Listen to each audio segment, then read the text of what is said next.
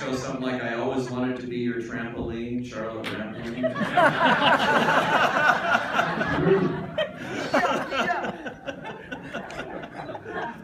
I always wanted to be trampled over. Oh, yeah. Let's talk about you. You have a, sometimes I see you on screen and I say, I thought she was English, but she's really French. You know, you have that dual kind of thing going. You live in Paris. It's very useful because you're never quite where people think you're going to be. You're sort of being asked out for some ghastly thing in Paris. I'm so sorry, I'm in London. As people know that I live sort of more or less in both the countries, you can actually never be there. Yeah. There you go. Yeah. Well, you've done some extraordinary movies in French and in English. You know, from the ones I mentioned, then the Damned, and of course Farewell My Lovely here, The Verdict, Startups, Memories, the wonderful Under the Sand, which I mentioned to you earlier today, which a great film, Swimming Pool. Look at this list of movies. When you look at that. And I know you look very much towards the future, but do you have a favorite, or is there one that stands out for you? Because we're going to show The Night Porter tonight, and I know American Cinematheque wanted to find sort of like what's the quintessential Charlotte Rampling film, and I think that's impossible because they're so unique and different. Well, that's nice to say that. Yeah, I would say The Night Porter kicks it off. Yeah. Yeah. What about that movie? It's strange because it was done when I say kicks off, because I was 22, I think, when I did the film, 23. But it kicked off my sort of desire to go on making films that were sort of that genre. Right. You know, which is what a place like this is about, isn't it? Cinema tech time. Oh, totally. Yeah. Like art films, you know. And to show them on the big screen once again. Exactly. And I thought art films were very sort of special. When I did a film like Night Porter, I thought this is a very particular way of making films. I'd never come across it. I was still very young, but I hadn't sort of come across that type of filmmaking before. Yeah. I didn't really know much about cinema, I suppose, at that time either. You know, that's when I really started to investigate what art films mean, what actually cinema d'auteur is. And it fascinated me, and that's when I started to take that path, actually. That film was quite a sensation, actually, too. You and Dirk Bogarde, and the director, Liliana Cavani. Yeah.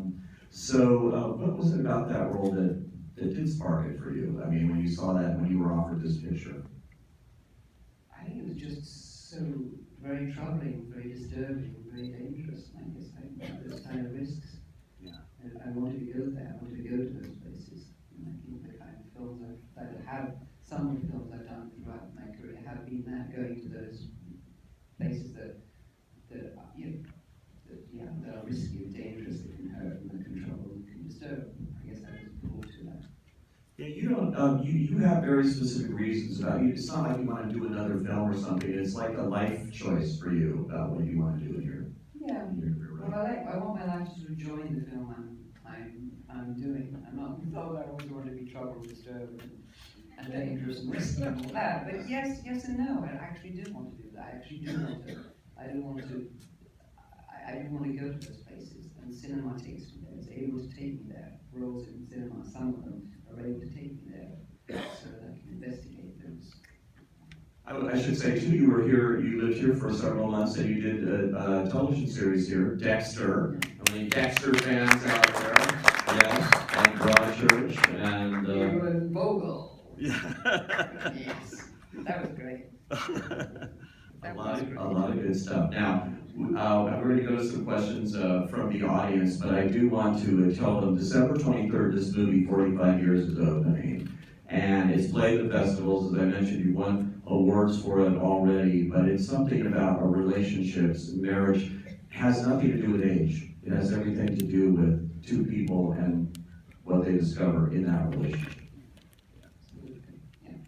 And that is what attracted you to it, because it's written by a 40-year-old who somehow, really got into this material. It's written by a 40-year-old, and he's talking about two people that lived together for 45 years and he's not even 45. Yeah, really? So how can he possibly know anything about it? But of course he can, because artists know things, everything. Artists sort of see it on another level, so it's absolutely understandable. Because you're not conscious. It's almost like you're not conscious of what you know when you're an artist. You're not even conscious of what you're doing, and hardly conscious of what you're writing. You know that you're writing a story, but you're not actually almost conscious of what the real content is, and you know it as you're going along. It becomes apparent. I mean, I'm saying that because that's very much how I sort of seem to work as well. I mean, the audience can see for themselves, looking at Charlotte and even myself, that it can't possibly be about old people. Sir Courtenay, I do think. Oh, Sir Tom, I'm sorry. I do think you have spoken beautiful words. Thank you. Yes, indeed. Yes, indeed. Okay, now.